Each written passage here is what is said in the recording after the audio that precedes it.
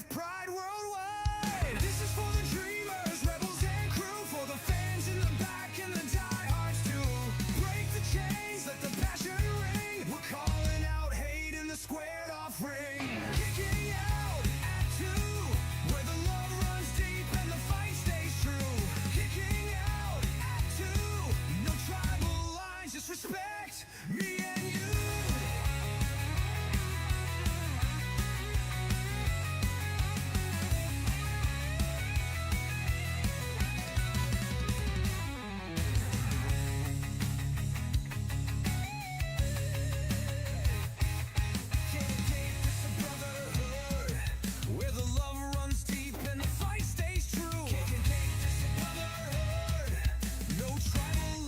Respect me and you.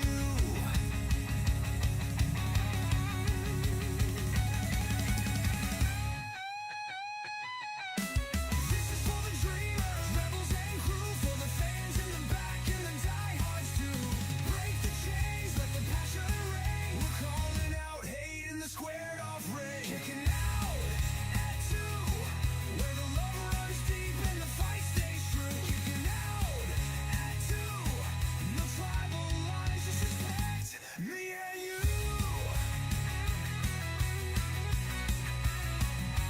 Me and you.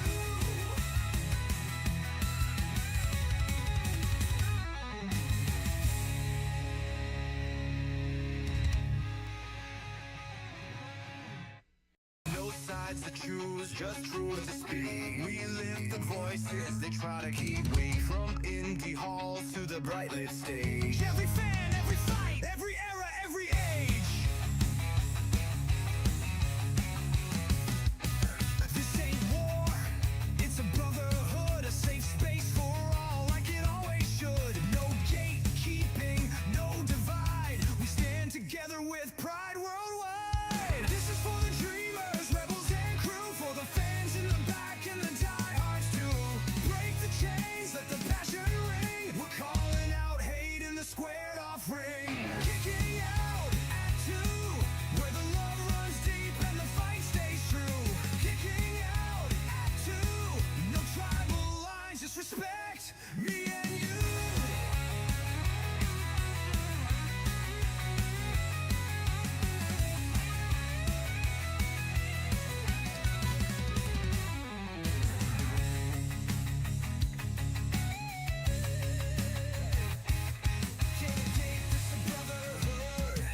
Where the love runs deep and the fight stays true. Can't take this brotherhood.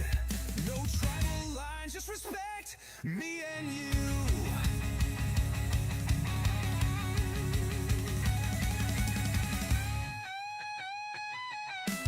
This is for the dreamers, rebels and crew, for the fans in the back and the diehards too. Break the chains, let the passion ring. We're calling out hate in the squared off ring. Kicking out at 2, where the love runs deep and the fight stays true. Kicking out at 2, no tribal lines, just respect me and you.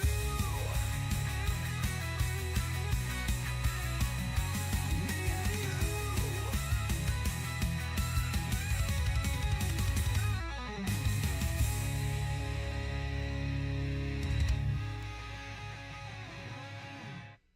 No sides to choose, just truth to speak. We lift the voices they try to keep. We from indie halls to the bright lit stage. Every fan, every fight, every era, every age.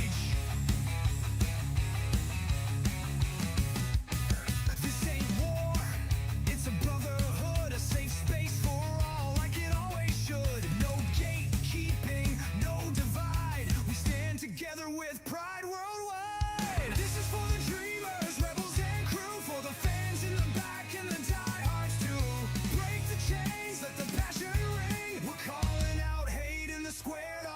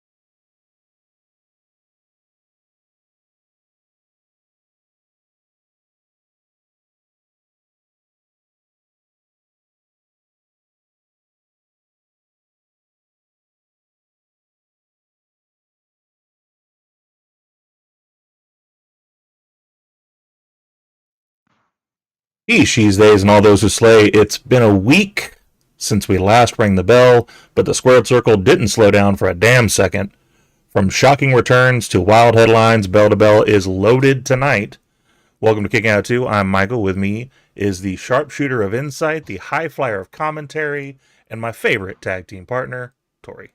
Hey, Tori, how are you? I'm good. I can't see anything because you haven't shared the screen with me yet. What? I did too. It messed up. Give me just a minute. You know what? We're just going to do it this way then and see if that works. Do you see that? Does that work? There we go. Okay. You just won't hear sounds. I apologize. Your sounds won't happen, but that's the easiest way for me to get you to see it without messing up everything. So, um, anyway, let's talk about everything that rocked the wrestling world this past week. We're going to go ahead and start with the biggest story. Another massive return. Someone who was unbeatable, undominable back in the Attitude Era. Hey, Lady Alpha. Someone who could. Before you go on, congrats on your first show tonight, Lady Alpha. Super proud of you. Yes. Actually, I just got through watching it right before we got on this call. So definitely good start. Can't wait to see where y'all go from here. And of course, if you ever need anything, ever need any help or anything, just ask. We'll always be there to help you. But anyway, so it's someone that could kick the crap out of a lot of people. Definitely someone very powerful. Of course, I'm not talking about the Bork himself. I'm talking about AJ Lee. AJ Lee came back to wrestling. Oh my God. What's up, Big Mike? Welcome in. I saw Herb up there too. Or was that Raj? No, that's Herb. Okay. Welcome in, guys. We appreciate it. But man, to start off with what everybody's buzzing about, AJ Lee is back in WWE. 10 years gone, a decade of fans wanting her to come in, and she finally shows up. We're going to talk more about it in the 3 count because that is obviously a big thing we want to talk about.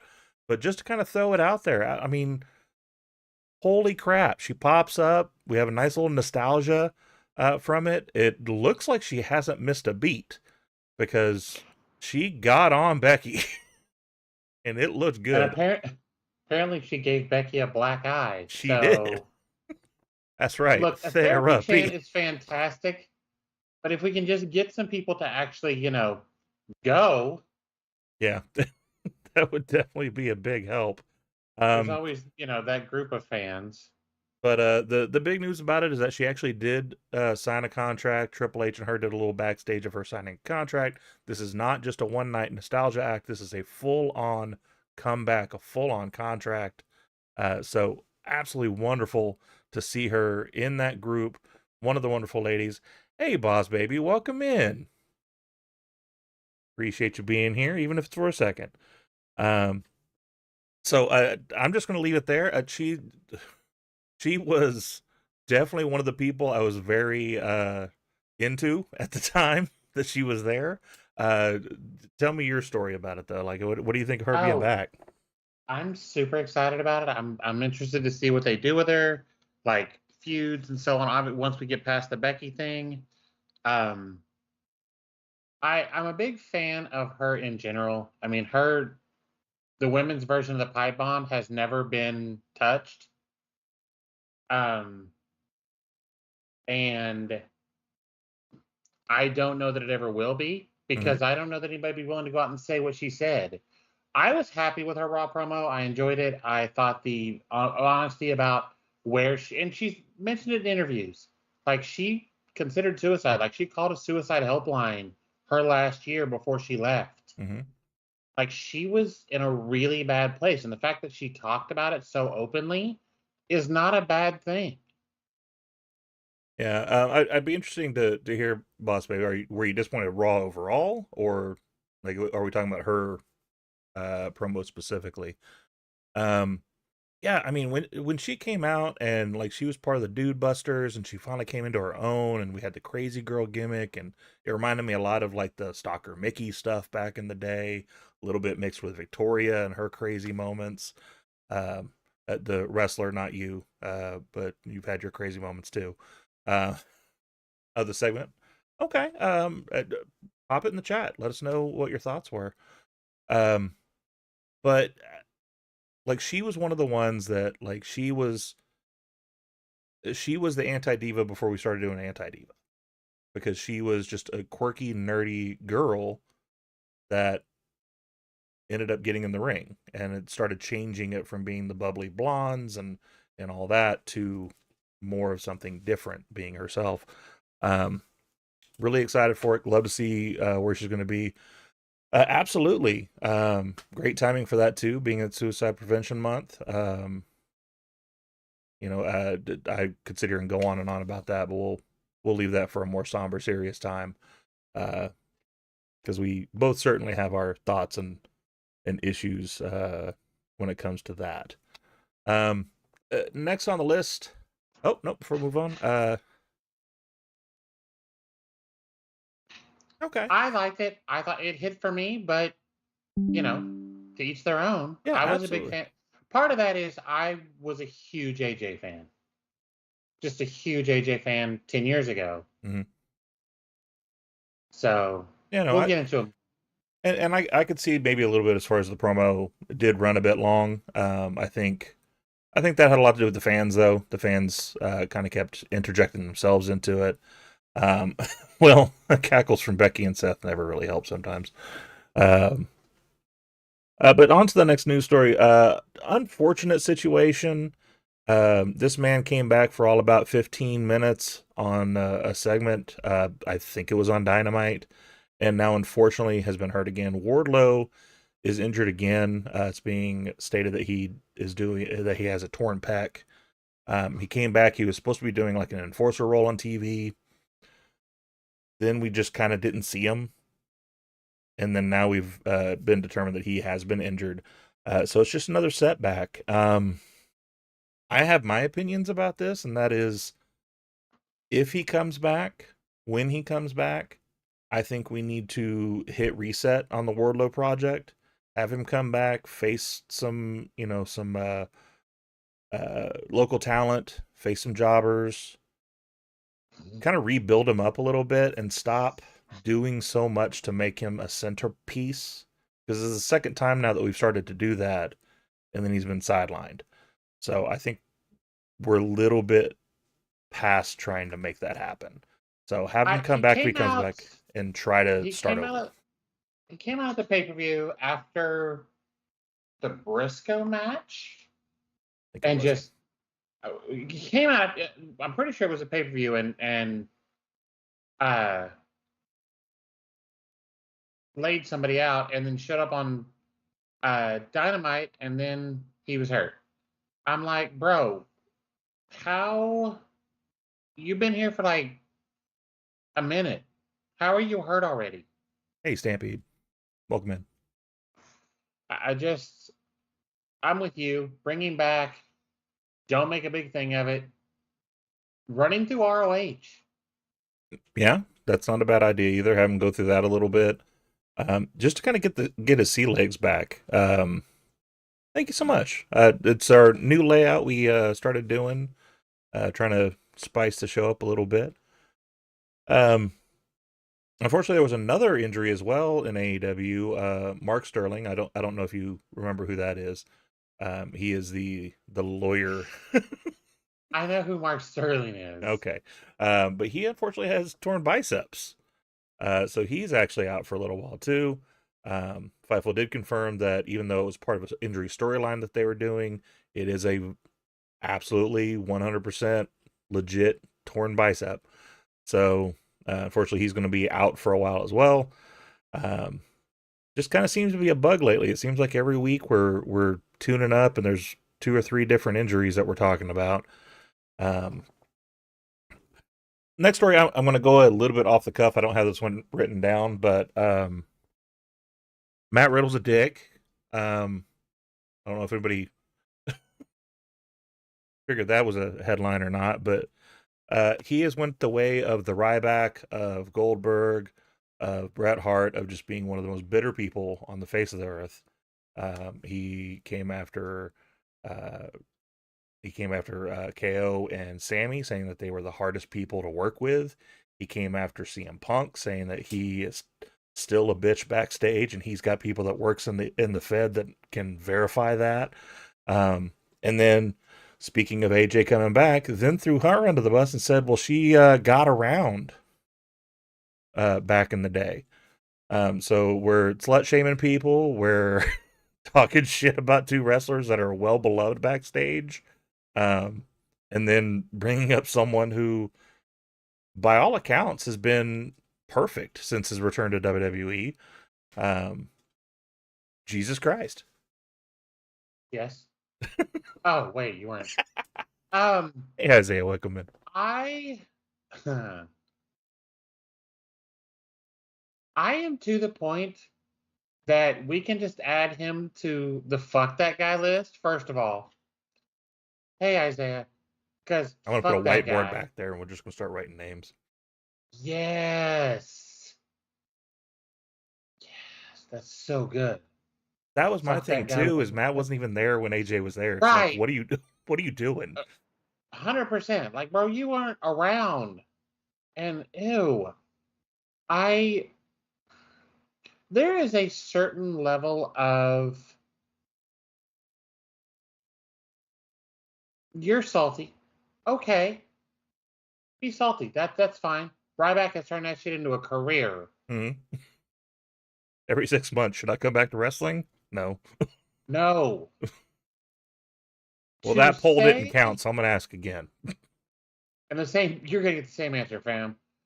He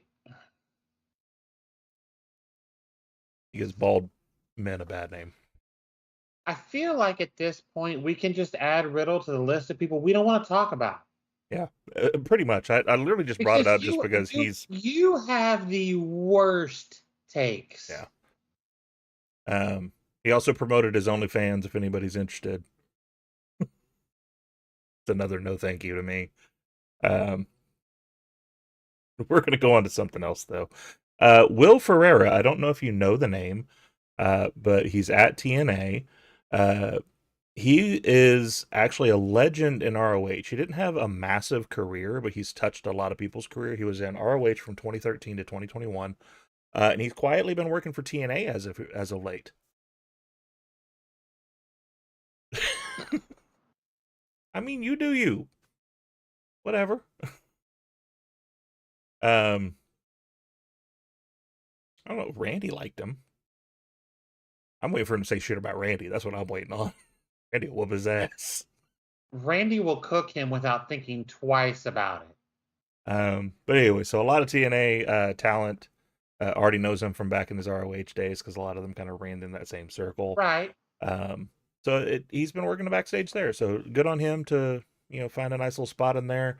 Like I said, it wasn't a tremendous career that he had, but he definitely had touched a lot of people.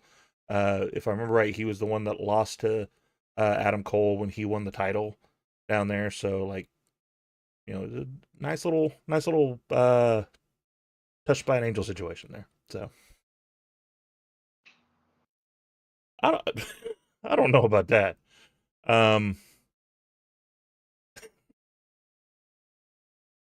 I think Stampede's had a few 6 points, a couple of Steve Weisers. I don't think he should be anywhere near the business in general. I'm pretty sure he shouldn't be anywhere with young women. Unless they sell cups with lids on them at the venue. No, he can just. Hey, Jillian. Hi, Jillian. He can just go. Like, I can't. You can go. All right. Real quick before going to the next one, I just want to go ahead and throw this out there. So we are 46 followers on Twitch. Right now we have 6 people watching specifically on Twitch. Definitely share this out. Have everybody that you know of sign on to it, because if we get to 50, then we hit another goal on Twitch. So we need 4 more people. Share this out. Like all that stuff. Hey, Christy. I was going to say, we said hi to everybody. We got to say hi to Christy. I was just in the middle of talking. Had to get it out. That's why I waited. You love lids on your cups. Yes. when Matt Riddle's around, it seems like a safe thing Oh to do. yeah, no, that's a good point. He might Cosby you. Speaking of ROH though, Ian Riccaboni is shining in AEW. There's been a lot of talk as far as him recently going over to do commentary for Dynamite, usually on those marathon tapings, so he can give Tony Schiavone a bit of a breather. He has been getting revered by everybody. So wonderful to see him fitting in there. He definitely fits perfectly in that environment. So good on him. Appreciate him being there. Yeah, Ian's amazing. Amanda has talked about him and how good he is. That's good. Something like that, Mike. Whatever. Sorry. Anyway, Ian Riccaboni is amazing. He deserves to be there. I don't know Walker Stewart that much. I know he's the New Japan English announcer.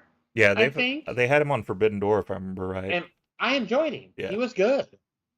But I don't know him well enough to say he's one of the best in the business. That's just personal knowledge. I will say on Forbidden Door he was really good. I enjoy.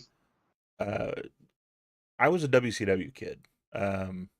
With their announce team, I loved their announce team. Not that I had any problem with JR and with King at the time, except for King talking about puppies every 5 seconds. Like he was at the pound. I don't know what was going on. Somebody posted the clip of AJ saying, "I'm 26. I know you like him kind of young." I think I'm too old for you. You like him young. You didn't have to do that to him on national television.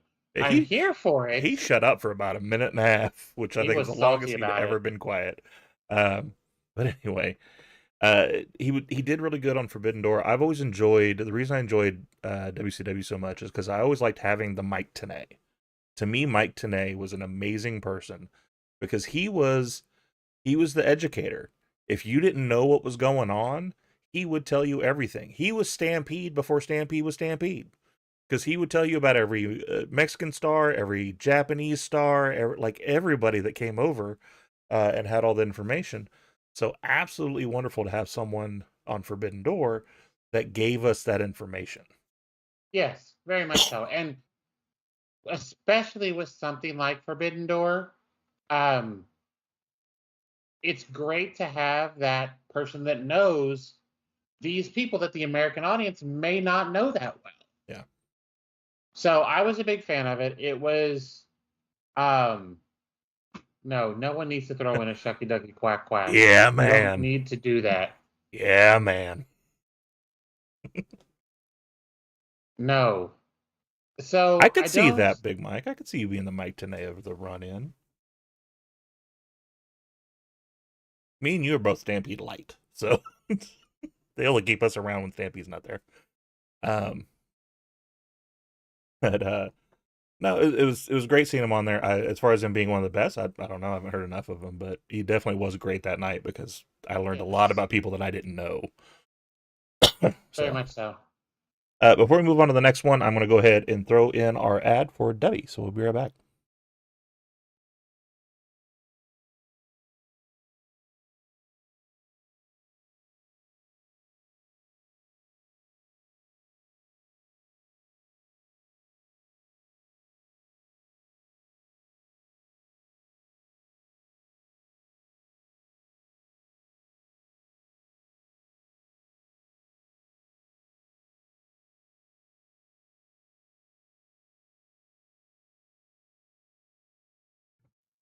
All right, and per Lady Alpha's suggestion, she was the first one to tell me which one to try today, because I got 2 new containers in. I got Tiger's Blood that we're going to do now. I feel like I need to say winning when I do that. No, you don't. No, I don't? You don't. No. He's probably hanging out with Matt Riddle somewhere. That's valid. With the just got water everywhere. With the order I did, they gave me a new tumbler that went with the Tiger's Blood. So, oh no, What? I was just told that people couldn't hear the advert. So, Ace Well, Finley, we can't. our wonderful, horrible intern, Somebody's pay is getting docked. he's getting docked because he apparently messed it up.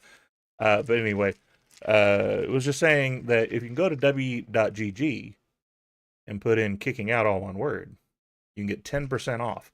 And if you catch them, if you follow them on Twitter, every so often they'll send out a notification that the entire store is half off. That's Really? happened in the last 3 weeks on Sundays. So definitely follow them. It's great tasting stuff. Doesn't have all the stuff in it. Plus, they're a little petty. They've got like a Wendy's Twitter type of situation going on, and I kind of like it. There's a recent competitor that was very similar to what they do that went out of business, and then they had this like long like, we appreciate everybody. Da da da da. They parodied that and talked about how they're not done and they're going to keep going. So I kind of like that little bit of pettiness. Oh, that's good. The coconut comes on the back end, so it's not like a front flavor. I like it. Not a big coconut fan, but that's pretty good. I'm not a coconut fan at all. Well, then don't get tiger's blood. There's definitely a coconut in there. There's a new s'mores flavor that I want to get. You mix it with milk. I kind of want to try that. No. To me, that'd be a good like morning thing. No. Okay. So here would be my thought. All right. So you get some good milk, like Brahms milk. For those of you who don't know what Brahms is a local company. I love it. That's the good milk. They do their own dairy. It's like $1 more expensive per gallon, but it's worth it because they do the enzymes that help your tummy, so it doesn't make you need to go as much. Because in case y'all didn't know, everybody out there, the people that think they're lactose intolerant just because they got to poop when they drink milk, that's what milk does. Just so you know, you drink too much milk, then you got issues. That's how that happens. My thought would be I would get my vanilla protein. I would do a scoop of that. I would do a couple of scoops of the s'mores and mix it with some milk. I think that'd be a delicious protein shake in the morning. I think. So I may have to try that. With the lime and the coconut. That's right. Ooh, I do have some lime juice. I bet you I could put in there. It'd be really good. Prince Pretty is back. I saw somebody say something about Tyler Breeze. Okay, now I'm gonna have to watch NXT tomorrow. Yeah, we're gonna take a step and watch NXT. Hey, I got a question for the people that are listening here. I am thinking about putting a monitor right there where you see that little bracket. And if there's a show that's playing while we're doing our show, like NXT is always while we're doing the Tuesday show, I'm gonna have it playing back there. No audio. No audio. Can you do that? Yeah, they can't hear it. I mean, I'm down because I don't generally watch it on Tuesdays anyway. So then I can, sometimes watch my pretty self, and then sometimes I can watch the NXT show. So someone asked Dustin Rhodes his top 5 favorite workers. Dustin Rhodes? Okay. He said Steve Austin, Arn Anderson, Shawn Michaels, Undertaker, and Savio Vega. I could see that. Vega was an underrated talent. Yeah, he was, definitely. But I just was like, Savio, okay. Might run into YouTube issues? Maybe. We'll see. Maybe I'll try it next week. We'll see what happens. We're doing this Twitch push anyway, so the Red app might be a little mad for a couple of days. It's okay.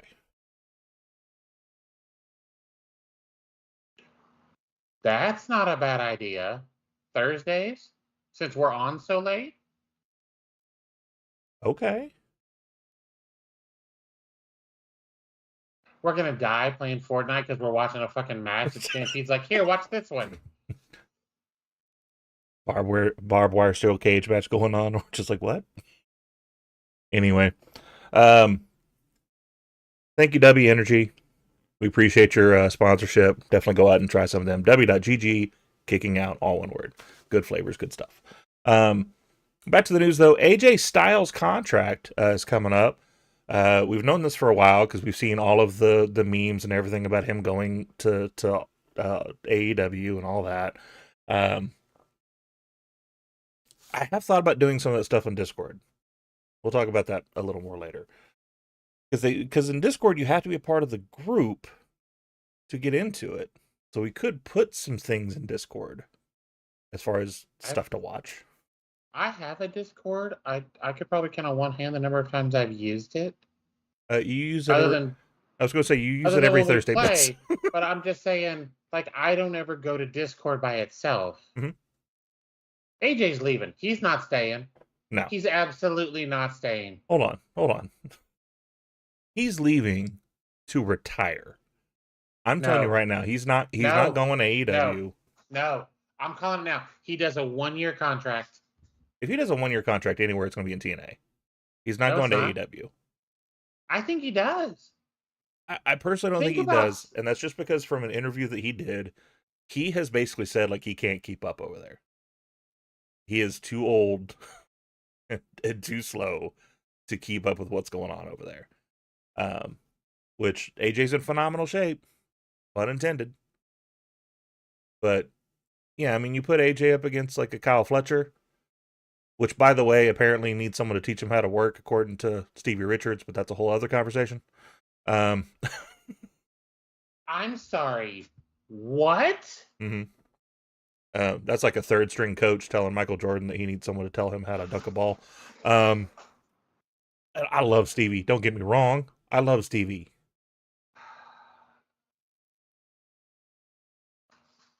I say this. That's fair. He might be, but I think like Kenny, I think there's Ospreay, Swerve. I think they could work with him and it'd look great.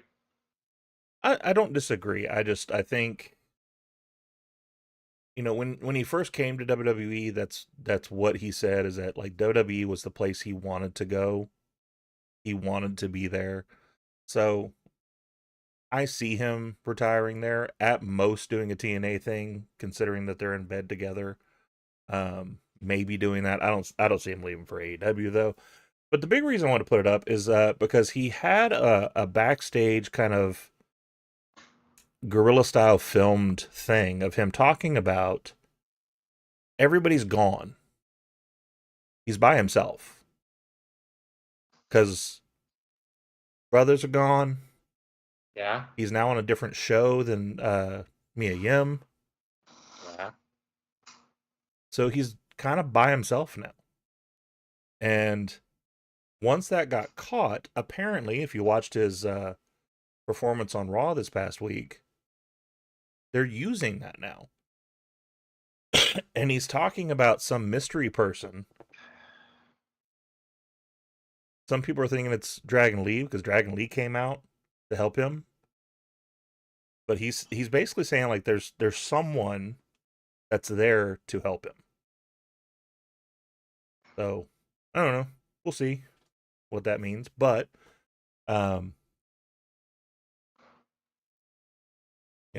were Tama and Tonga in the Bullet Club when he was there? Was God part of it? I think that's the time period where God was not a part of it. I'm fairly sure because I don't remember seeing them in the pictures when AJ was doing the Bullet Club stuff, but I could be wrong too. Because when he first joined Bullet Club, he was still kind of doing the wayward like road rider or whatever his gimmick was, where he was wearing a leather jacket and he was by himself.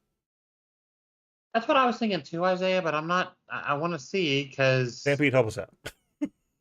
Right.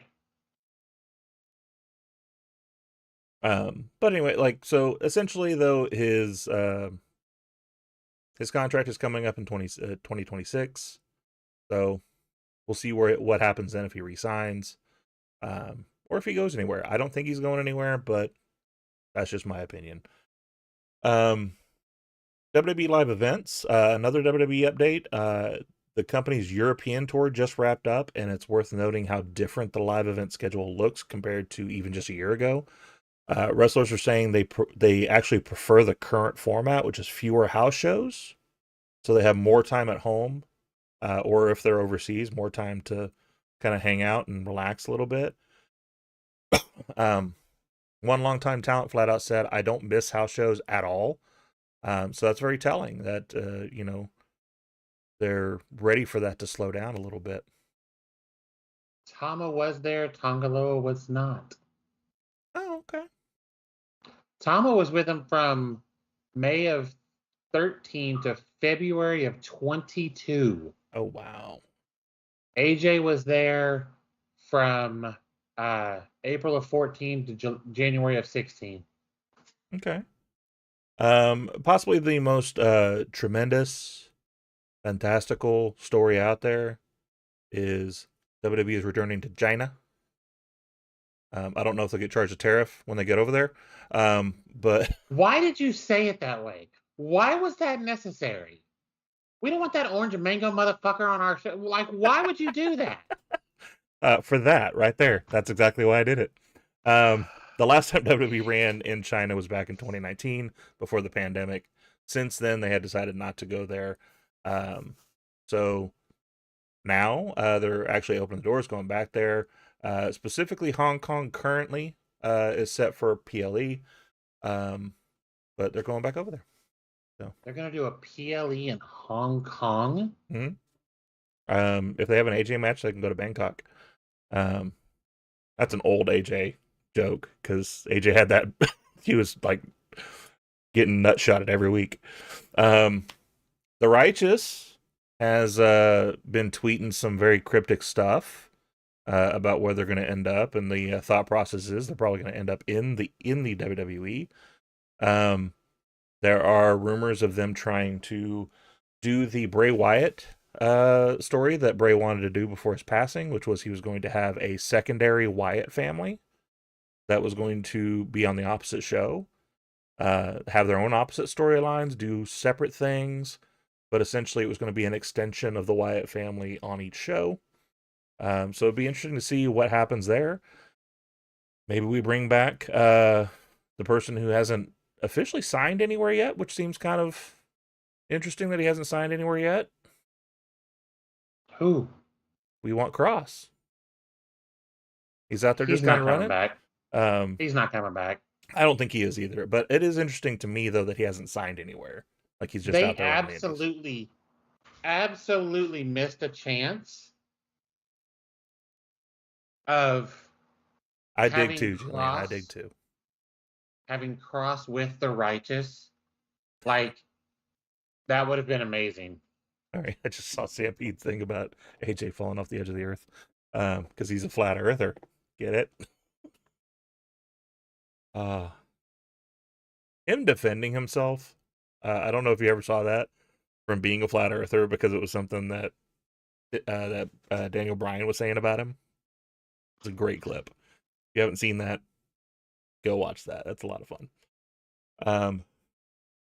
Yep, he is supposed to be fighting Matt Cardona, which will be a good match. I love that he's mixed inside this Shotzi storyline with the real king of the Indies.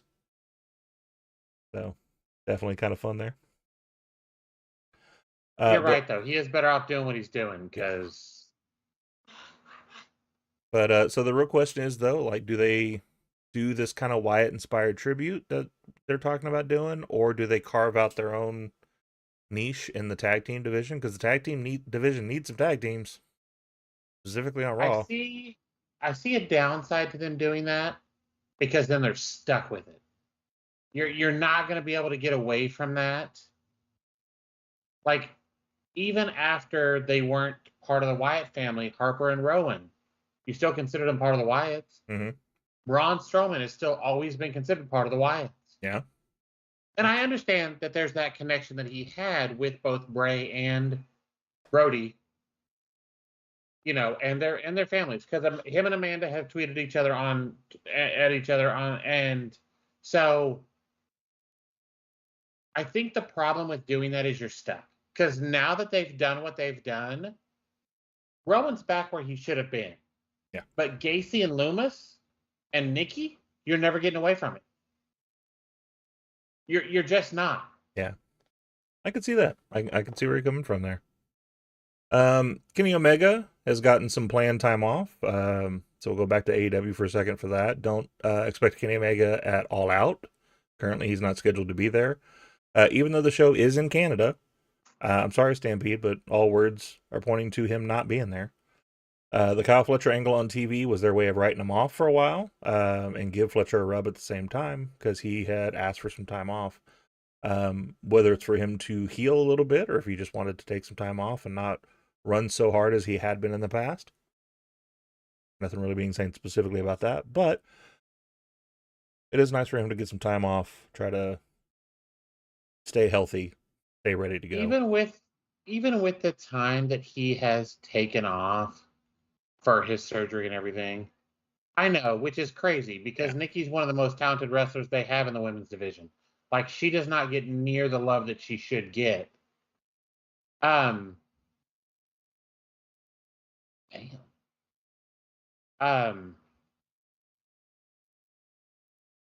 He still is going to have injuries, and he said it himself. Like, he's never going to be 100% right. Right. Like, you do what he's done for as many years as he's done it, you're not going to be. You're not going to ever get 100% right. So doing a story and then taking some time off, okay. Yeah, I think it's a good call. I mean, as you get longer in the tooth, like not running 365 days a year probably is a good idea. We've said for years that there needs to be some sort of, rotating system where wrestlers take a few months off just to kind of recharge and relax a little bit. I put this one in here just because it is a story on Fightful, but it's also something you specifically called out to me on Dynamite. Hook has a new theme. I'm going to let you just go off on that for a minute. I'm not even going to talk. Go ahead. They showed the Hook signal, and I'm like, okay, cool. Yeah. Oh, and they should be, Stampede. I don't have a problem with it at all. Yeah.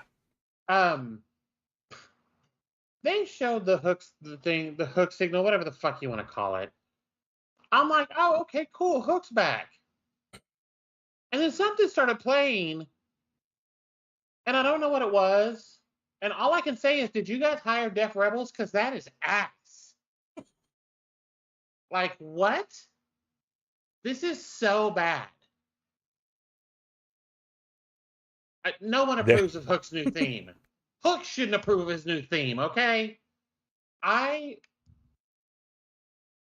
When you are gone for a time frame like he was, and you come back with completely different music, and the only reason anybody knows it's you is that stupid little spotlight thing, you have a problem. Yeah. That music is terrible. To be fair, I'm not in the business. I don't know that I could pick something better, but guess what? That's still ass. Yep. And not the good kind. So to answer your question though, so his original theme, Gone is the Action, which was a Bronson theme. Right. It was replaced by J.J. Johnson's So Tell the Girls That I'm Back in Town. Which gave no me... one's telling anybody you're back in town. That music is awful. Nobody's coming up to see that. Yeah, it gave me like, 1980s like soft rock vibe. Fleetwood Mac type of thing. If they have Air Supply come out and perform it, nobody's still going to care, yeah, okay? It's a little Foreigner weird. was busy. Foreigner light. It's a very different vibe. It's moody. It's almost ironic because you have this guy that's like a legitimate badass is how they're presenting him, and he's coming out to this kind of happy theme. I do want to give my opinion real quick on it though. Not the theme, but just Hook in his presentation. If you notice, he was wearing black pants and a wife beater. I kind of think that we're teeing up maybe him replacing Yuta. Oh, 100%. And the Riders. because he came out there, and they say, well, he was coming out there to attack the Riders, which eventually he did end up coming to blows with Mox, but they went backstage very quickly. So we only saw them really kind of tangling for a minute, and then they were gone. So I kind of wonder if that's more what we're doing. Get us to that Stampede match a little bit.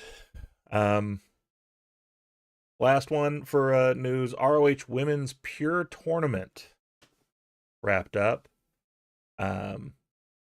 So this Women's Pure Championship Tournament is officially underway. This belt was announced way back in April, but due to injuries and shifting plans, it kept getting pushed back. In fact, Talent thought the whole idea might be scrapped altogether. But it has been officially announced that we are going to go ahead and throw it out there. The brackets were actually finalized just days before Death Before Dishonor, and the announcement dropped right before the show. So They've had some matches already, I think. I think we have by this point. This is just as of the news report that I had.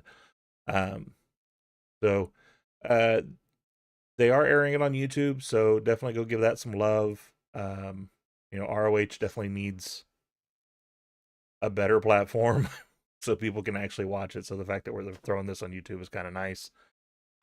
It's a slow start, but it could be a real building block for moving forward with ROH. Oh, I guess we've only had one match, and that was Taya and Queen Aminata, and Queen Aminata won. The next match is Deonna Purrazzo, Trish Adora. Winner goes against Queen Aminata. So Deonna's winning. Yeah. Because her and Queen Aminata will be amazing. Billy Starks and Olympia, and then Serena Deeb and Yuka Sakazaki is the next two first round. Okay. I agree, 100% Stampede. I think she wins it. Billy Starks and probably Serena Deeb on that one, and then Serena. It'll be Serena. I think it'll be Serena and Deonna in the finals, and I think Deonna wins it, and Serena's her first real challenger, and I think it's perfect. Yeah, that sounds like a good ending to it. We'll have to wait and see how that goes. We are going to go ahead and shift over to the 3 count. Hopefully y'all heard that. I'm gonna have to check all the audios now that I've heard that people aren't hearing stuff. I had a bit of a computer issue that I had to resolve, but I think it changed some of the settings while I was messing with it. But anyway, so I'm gonna go ahead and start with me, and then we'll go to you. My first one, LFG. If anybody's watching LFG, nice, sweet. I gotta give some love to. Well played, sir. I'll throw that in there next week just for the shit of it. So there was a match on LFG with Chris Island, who was one of the contestants last year. He was compared a lot to The Rock because he did a lot of The Rock stuff. He was a lot of The Rock's mannerisms in the ring. Very young in the business, obviously. That's the whole point of the show, is that these people are new to the business. But he faced a young kid named Trill London, who has had a lot of flack as well because he's borrowed a lot of Jeff Hardy stuff. But I would say very much he has taken it in the same vein that Private Party does some of their stuff. It's not a complete ripoff. He does his own twist on some things. But Trill London stole the show, and this kid is so new in the business. Literally was like a video game doing some of the spots he was doing. He ran the barricade into a crossbody. He flipped out of a suplex. Just the energy and style that he was doing. I'll send you a link later if you want to watch that match. But it was really good. He ended up getting the points for his team, which was Team Michelle. So it was really, really good. Oh, I didn't know that. He was a former Miami Dolphins player. I was not aware of that. Sweet. Yeah, flippy shit. But it's good flippy shit, though. And he hit a really good swanton. But Chris Allen is eventually going to break through.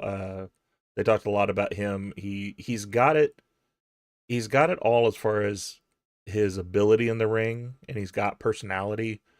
But he's yet to kind of capture his own thing, because he went from doing like The Rock stuff to doing kind of like Booker T stuff, which is just, to me, that's like 1A, 1B if you look at it, because Booker took a lot of the Rock stuff in that early end of his WWE career. So he'll eventually get there. It just he's missing something. Oh, you're listening to something. Okay. I was like, I didn't know what you were doing. My second thing is Nikki Bella versus Asuka. I'm probably going to get some flack from this. I'm sorry for the people that are currently watching. I personally like Nikki. I really do. And this was a good match. It was definitely a great makeup to what happened at the pay-per-view. Showed that she still has it. I have a cat on screen. Nice. Can I help you, ma'am? She's like, what's happening? What are you doing? Hi. I wasn't invited. What's going on here? Funny story about this cat. So this cat was my daughter's cat that lived at her mom's house. And my son was not too fond of it at the time. And so they had her stay here for a little while because she was kind of shell-shocked by my son. And she was like this big at the time. And she would sit on my shoulder during calls at work. And so whenever I did like a Teams call, little cat just hanging up here on the shoulder. Since then, she has been my buddy. So she'll get up there and she'll just kind of lay up there on the back or on my back or in my back or wherever. Just somewhere on this chair she wants to be. But anyway. So this started because we find out in the back that Stephanie Vicura was not going to be there to sign the contract. He was unable to travel. So Io Sky is back there with Nikki. Asuka comes up, doing her Asuka thing she's been doing for the past few weeks of like, get away from her. You're not her friend. We're her friends. And Kairi looking shell-shocked because I don't know what character they're having her play, but it's essentially like she is just the friend that's like, I like everybody. Can we stop fighting, please? Legends Division, not entirely a bad idea. TNA had that Legend title for a while. Interesting. But so they end up having a match. And like I said, it was a decent match. It was a nice like makeup for the one that happened there. I'm sure Nikki felt a lot better about this match than she did about her pay-per-view match. But when I think Asuka versus Nikki, to me, this should have been an easy day at the office for Asuka. I don't know if anybody else feels that way. But like if she had faced Kairi, if she had faced, I don't know, anybody else, really. There's a handful of people that I look at and I go, that person would beat the living hell out of Nikki Bella. And Asuka's one of those people. And so I was a little disappointed that it went long. I was a little disappointed by her putting on that much of a fight. Because I think Asuka should have just tore through her with her current character. But it all led to them being in the back. And Asuka and Nikki are running their mouths back and forth. Rhea Ripley comes up and goes, is there a problem? By the way, looking fabulous. As only mommy does. But she says, yes, there's a problem. I have a problem with you, and I have a problem with you. And so then we find out we're going to get a tag team match. Asuka and Kairi versus Nikki Bella and Rhea Ripley, which I think is what we were like supposed to do a while back. But things got moved around, shifted around, and put on hold. So I think it's going to be a good tag match. My only reason I want to bring up that second one is because I think Asuka should have tore her apart. I don't know what you think about that. So, in the interest of honesty, this is the first Raw I've watched since Brock came back. I watched Rightfully it so. because of AJ. I watched it because... Damn. I watched Friday's, the segment with AJ Friday. I just watched that segment. I fast-forwarded through most of this show.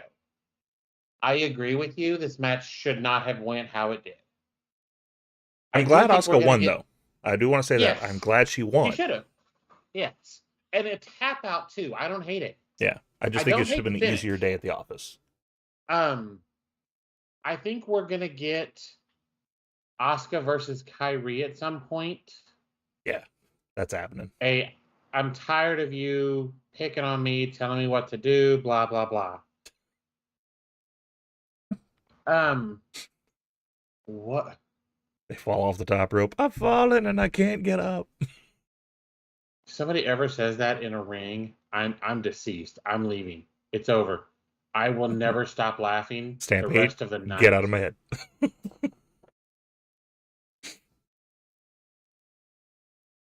Y'all, the wheels have fucking fallen off over here. The match was not good. It wasn't. I love Nikki. I've been a huge fan of her return. The match it wasn't good. It just wasn't. Okay. I think the match itself was good. I don't think the match should have went the way it did. I think that it should have been a lot easier night. But I don't know. It's been reported that Nikki is happier with that match, so at least she's feeling better about her position, because obviously you have a rough night as your first night back. That's going to make you rethink some things. Right. My number 3, it's wrestling related, but it's video game related instead. A new update dropped for WWE 2K. They added some new Persona cards. They did an old Trish Stratus back when she had like the bodysuit, like the silver bodysuit in the cowgirl hat. So that's a new Persona that's coming out. Grande Americano, the first one though, the one that was maybe possibly Chad Gable. We still don't know. And AJ Styles retro, and it's his TNA promo persona. So it is his TNA outfit, his TNA ring gear, and they're bringing in his TNA theme song. So we're gonna get to blare out, "You are, I am." It's a great look. He can hate it all he wants to. That entrance was amazing. It was a great entrance. And I'm sure he was pissed when someone played it while he was there, because he said numerous times he hates that song. But I know someone put that on there just to piss him off, just to have some fun.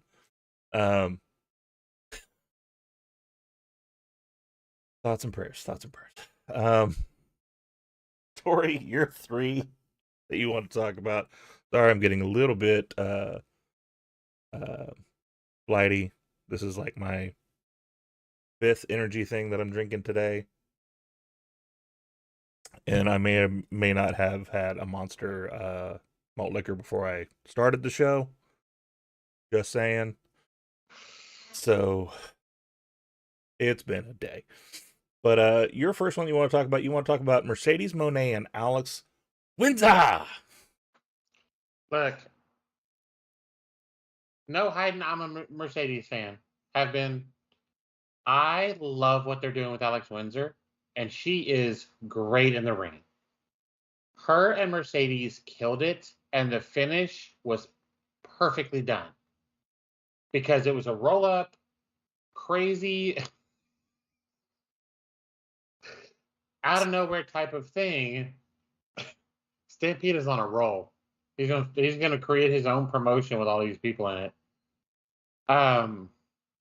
Right. It was done the way it needed to be done. They both look great. They both got their stuff in. A quick roll up finish was the perfect finish for this match. But it was a great match. These two get along really well in the ring. You can see the chemistry. I definitely am a fan of what they're doing, and I'm interested to see where we go from here with it. So, and we're getting a Mercedes Riho match at. Keep going. We're fine. We're getting Mercedes and Riho, which will be amazing. Tomorrow we have Windsor and Riho against. Nice. Against Emi Sakura and Mercedes, and Emi trained Riho, so that'll be fun. I feel bad for Emi Sakura because she's 100% eating that pin. But I like what they're doing. We're on a roll, and I hope they keep going with Alex and keep the momentum going. I hope it's not a flash in the pan type thing. Mhm. So, but it was a great match. I enjoyed the hell out of it, and I'm ready to see what they do next. Yep. Guys, real quick, I am getting a important call. I'm going to go ahead and put us on the Be Right Back screen. We will be right back with you, okay? No sides to choose, just truth to speak. We lift the voices they try to keep weak. From indie halls to the bright lit stage. Every fan, every fight, every era, every age. This ain't war, it's a brotherhood, a safe space for all, like it always should. No gatekeeping, no divide. We stand together with pride worldwide. This is for the dreamers, rebels and crew, for the fans in the back and the diehards too. Break the chains, let the passion ring. We're calling out hate in the squared off ring. Kicking out at two, where the love runs deep and the fight stays true. Kicking out at two, no tribal lines, just respect me and you.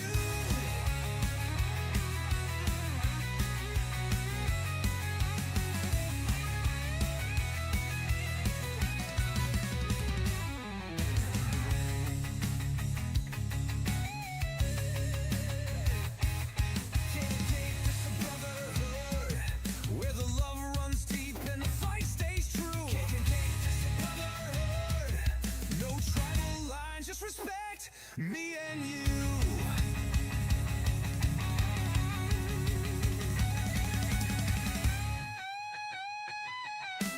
This is for the dreamers, rebels and crew, for the fans in the back and the diehards too.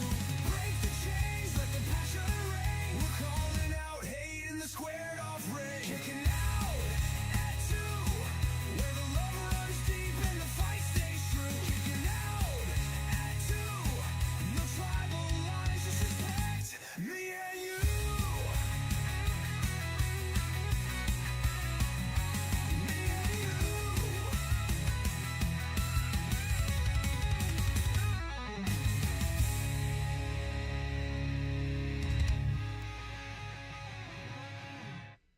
No sides to choose, just truth to speak. We lift the voices they try to keep weak. From indie halls to the bright lit stage. Every fan, every fight, every era, every age. This ain't war, it's a brotherhood, a safe space for all, like it always should. No gatekeeping, no divide. We stand together with pride worldwide. This is for the dreamers, rebels and crew, for the fans in the back and the diehards too. Break the chains, let the passion ring. We're calling out hate in the squared off ring. Kicking out at two, where the love runs deep and the fight stays true. Kicking out at two, no tribal lines, just respect me and you.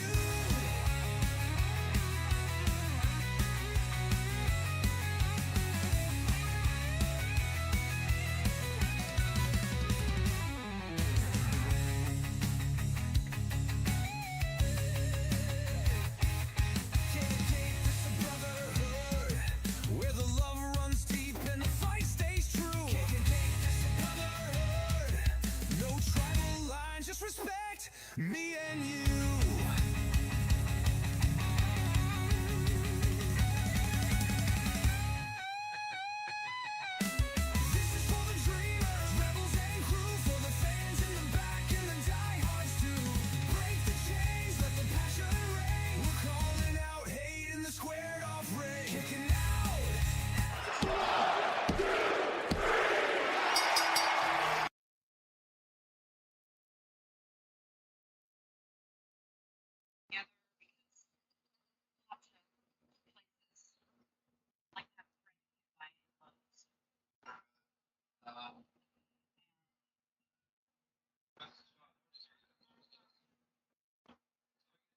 Oh, that's because I'm on mute. My apologies. I put it on mute because in the back, Tori can still hear me. So I muted to take the phone call and I forgot. Anyway, thank you so much. I'm gonna be totally transparent. It's an AI thing. I wrote the Also, lyrics, but oh, okay. the actual like background music I fed it to through an AI. So, but it's ours. It's our thing. So I love it. Love it, love it, love it. Anyway, so the second thing you want to talk about is you want to talk about the 8 women's tag match, which was absolute chaos. Their women's division is just absolute fire right now. Like, I love the WWE's women's division. Mhm. Like, top to bottom, they have an amazing women's division. They're not getting booked like the AEW women's division is. I'm pretty sure we're either going to get Blood and Guts or Stadium Stampede with the women, I do hope so.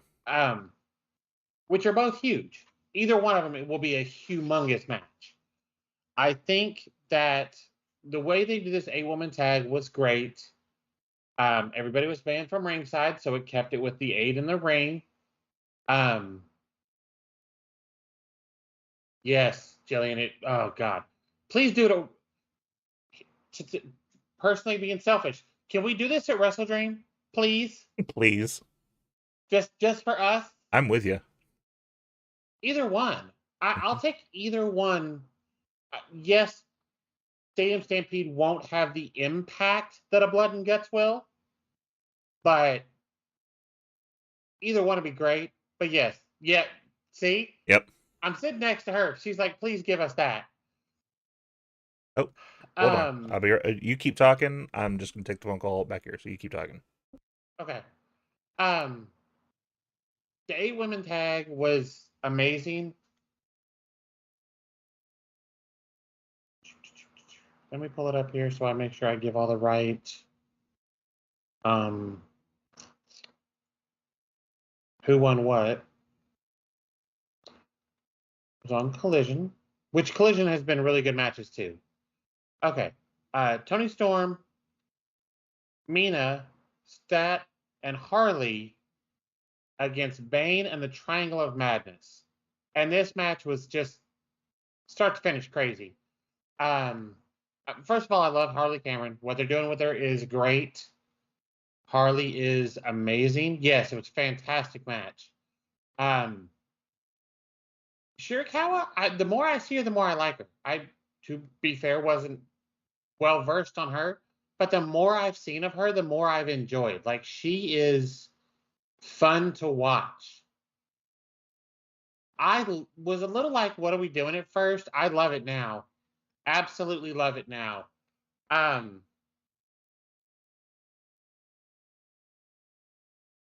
It's just going to get better. And Tekla said in an interview that they may add people. I hope they don't. I really do. I hope they don't add anybody. Yeah. That title match. Oh, God. That title match is going to be so good. So we get Tekla, Stat, Hater, and Tony for the world title at the women's world title at All Out, which is going to be nuts. They're going to absolutely tear it up. It may be match of the night. Between those 4 women, that may be match of the night. So give me all of it. Like I said, I think Tony retains it All Out, but what these women are doing is next level in terms of women's wrestling. Like, there's nothing that they've done so far that I've really hated. There's been a few things I've been like, but overall, it's been just great. So the more we get of the women's division, the better. And we'll go from there on that. Since Michael is still not back with us, I'm going to pull up and look at what my 5th one was. No, she's not going to the Death Riders, because if she does, what do you do with Marina? Like, what happens to Marina Shafir at that point? I that's the only problem I have with it is what do you do with Marina? If you're taking Marina out of the equation. Sorry, y'all, I've been up since like 5. But if you take Marina out of the equation, then okay, putting her with them makes sense. Yes, the Harley statue has been great. Marina and Chris, a tag team. I'm honestly kind of tired of the Death Riders thing. Like, it's stale at this point. I love Moxley. Turning into Jonathan Groff over here. I agree. But I just don't see the point of the group anymore since the title's not there and they don't have any titles. What are we doing? I feel like at this point, we'll be, we're just going to ride it out for a while, and that's fine. I don't think Stat goes. I think we end up getting her and Marina in a match, which I'm great with because Marina hasn't had an actual match in forever. So it'll be interesting to see what they do. Yeah, you do love a good faction. I mean, Dark Order for life. So, my third one was the AJ Lee, CM Punk, Seth Rollins, Becky Lynch, everything from Raw. I really enjoyed AJ's promo. I thought what she said was important. Things she's talked about before. She's talked about her battles with mental health and how she how she went to therapy. And we got a therapy chant. And now if we can just get WWE fans to actually go to therapy, we'd all be in a better place. I moved on to my third one. So I figured I'd let you know what we're doing here since you've been gone. Anyway. But yeah, I enjoyed her promo, what she talked about, the way she was honest about things. I loved her I'm your favorite wrestler's favorite wrestler. Because first of all, it's true. I would be willing to bet half of this women's division, I'd say half, were influenced in some way by AJ. Yeah. By what she did, the character, how she carried herself, all of it. So I loved her whole thing. Becky comes out. The glasses were amazing. You had mentioned them last night, and I hadn't seen them. Those are amazing. So for those that are not aware, I have a motorcycle back now. So I've been riding a lot lately. I need those for riding glasses. Because I would rock that shit while I'm on the bike. So it's one of those things that Becky came out, they went back and forth. Of course Seth comes out, and I'm just like, here we go. I enjoyed the CM Punk Seth stuff. I like what we're doing. This needs to be the end of this whole thing.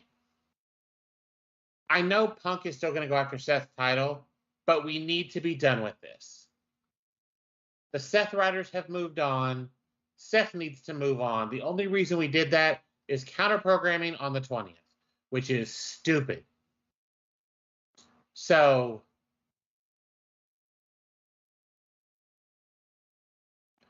I enjoyed the segment. We get the actual agreement for the tag match. Seth almost eats a GTS. I love that AJ came out with Becky's title on and then acted like she forgot about it. She's like, oh, I forgot I had this on. I love the little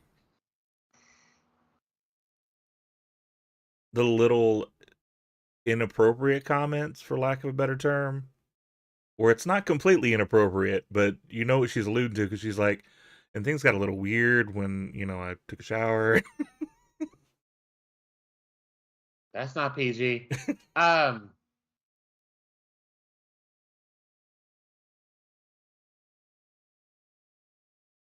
They did this whole thing. It was great. It was a good setup. We're getting the match at Wrestlepalooza, which everybody knew we were getting anyway, because counter programming. And then All Out's time got moved, which made it even funnier because they spent a bunch of money to bring AJ back, and Tony was like, so it'll be fun. I loved it. I'm a big AJ fan. I feel like she can get out there and say whatever. Yeah. Like, she's got a lot of freedom right now to be able to go out there, say whatever she wants, and they're not going to say anything. But at the same time, you can trust her to hand her a microphone and know you're not going to get something horribly out of pocket. Yeah. I mean, it's obvious they let her run with that. She wasn't out there with a script. Might have gotten some highlight points, but I mean, she just went out there and spoke her mind, and she's good at that. Yeah, and I'm real curious to see where they go with her after this. I'm fine with her and Becky going one-on-one. Honestly, I'm fine with AJ taking the title. If Becky's going to drop that title to somebody on the roster right now, I'm not mad about it being AJ. Mm-hmm. I do need AJ Roxanne at some point. I need them to bring Cora Jade back because I need that one too. But beyond that, put her out there with anybody. I'm here for it. Yeah. Her and Roxanne are going to cook. When it happens, it's going to cook. At the very least, with the Cora Jade bit, like, she needs to pop in the Rumble just so we can have a little moment between the two of them, because that's always been like Punk and AJ were their people that got them. AJ was mom. Yeah. Mother. They referred to her as mother all the time. Something else from the Nikki Asuka thing. They were the last two in the Rumble, the very first women's Rumble. Mm-hmm. So I'm fine with it adding that little tidbit to it. I just meant to bring it up earlier and forgot to. Okay. All right. Well, we are going to do our main event. The main event, we are actually doing something that I promised we would do, but we missed last week's show. Stampede had made a question in our last episode we did, and I want to do that for our main event because I thought it was a good question. So this week's main event's discussion is from the Wrestling Encyclopedia himself, Stampede, focusing on what qualifies as a world title in professional wrestling and which 6 championships we recognize as world championships. I gave Tori this a few hours before we started, give her some time to think about it, which apparently did not go well. How about this? I have my 6. Let's go. So I'll run through the 6. If you think of any one that you want to throw in there, then we'll throw it in there. But all right. As far as the question, so his first question was, what qualifies as a world title to us? Do you want to answer that? I guess to me, if we're going to call it a world title, it has to have been defended outside of the U.S. I don't care if it's in Canada or Mexico. It's still outside the U.S. We have to leave the country. Mm-hmm. Once it's done that, if you're defending that title outside of its home country, then cool. To me, that's good enough. Okay. I think that's fair enough. I do want to see, I want Stampede's definition of a world title. All right. Well, Stampede, if you'll work on typing that up for us, and we'll definitely read your response when it comes up. As far as the ones that I deem as the 6 I would think of, for the basis of the question, I did not include any of the women's titles, because there wasn't a delineation of if we're talking about men's titles or women's titles. So I only went with men's for right now, but we can definitely do a segment some other time, talk about women's titles. Absolutely. especially with wonderful guests in the chat like Jillian or Lady Alpha, who just started her new podcast, which, again, to give that a little bit of love as well, happens before ours on Tuesday. So definitely catch them up the next week. Go ahead and go and subscribe to them. I think they were at 51 subscriptions last I looked. So definitely do that. So as far as World Championships, the first one, obviously, I think WWE Championship. I think you can't not talk about that one as being one of the most recognized World Championships. 100%. It's been dating back since 1963. You've got Bruno Sammartino, Hulk Hogan, The Rock, John Cena. Whether these were personal or not, these are bigger than 53. Sweet. What? 53 subscribes For them so far. Awesome. But I mean that's been the global position or the global leader in wrestling for years. Yeah, So. 100%. I also want to give love to AEW. AEW World Championship was established in 2019, but it's already seen great people hold that title. Whether you like him now or not, Chris Jericho held it at a time that he was still pretty prominent, and he was redefining his character for the umpteenth thousandth time. Kenny Omega, John Moxley, MJF, young up-and-starters that they were wanting to wrap the company around before, as in they do now, is with Hangman. Like, it's quickly gained worldwide prestige. So we definitely should consider that a world championship. Absolutely. Another one of the old school ones, IWGP, over in New Japan. Yeah. Their most prestigious title, held by Antonio Inoki, Shinsuke Nakamura, Okada, Tanahashi. Big names over there. And some of them became big names over here, like Shinsuke and Okada. Bitch. Just had to. The AAA Mega Championship, which has gotten a lot more prominence lately because of what's going on. Okay, so you added women's in it. So here's my thing. I will recalculate this list and tweet it out at some point to include Who's women. the vacant WWE? Doesn't Seth have the other title?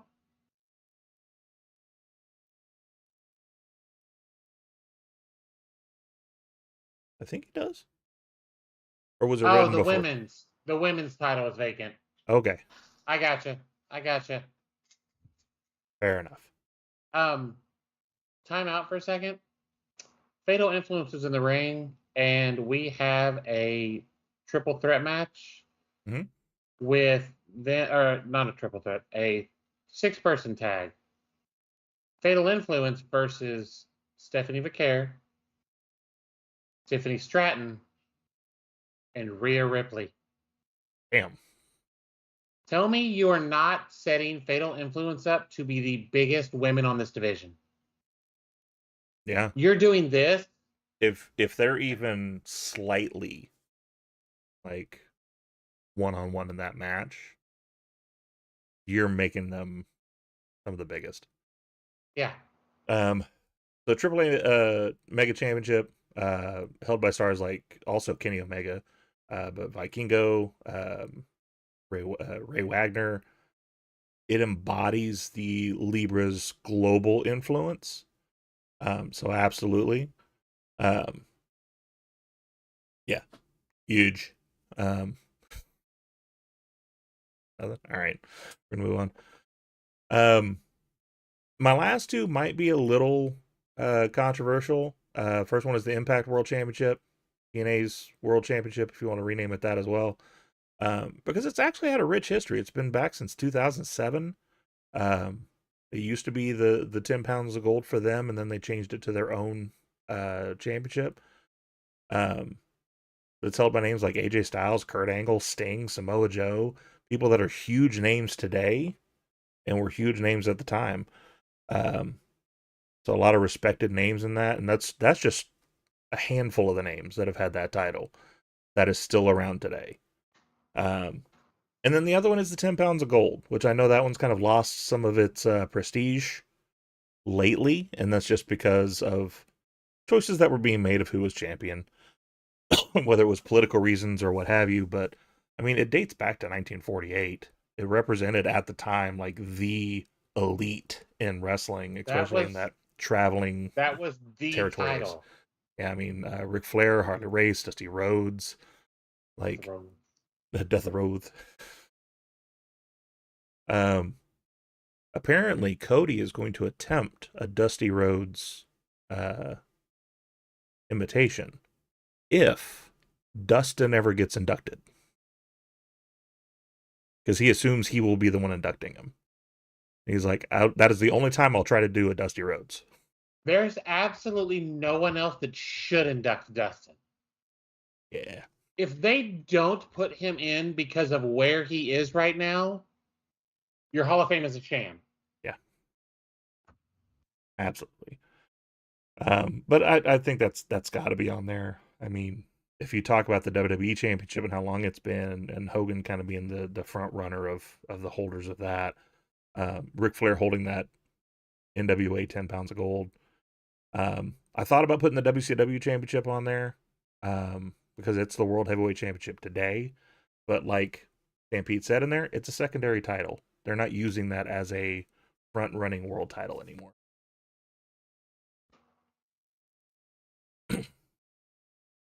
That's fair. Yeah, fair I enough. mean, it's fair. Fair enough. And like I said, extending it out to be with women's titles as well would change this for me. So I will reformulate my answer and we'll tweet that out later. Anything else you want to say about world titles before we move on? No, I feel like that list is pretty across the board. Yes, there are certain things from like WCW. WCW. We're taking a poll. That will always be important. Like the US title was a staple in WCW. The TV title, same thing. Right? One more for the bad guy. Fucking love Scott. Oh God. Hey, So I do think there are some titles that were important, but if we're talking world titles, I agree. WWE men's and women, the actual titles, not the watered down what we've turned them into, the title. Yeah. I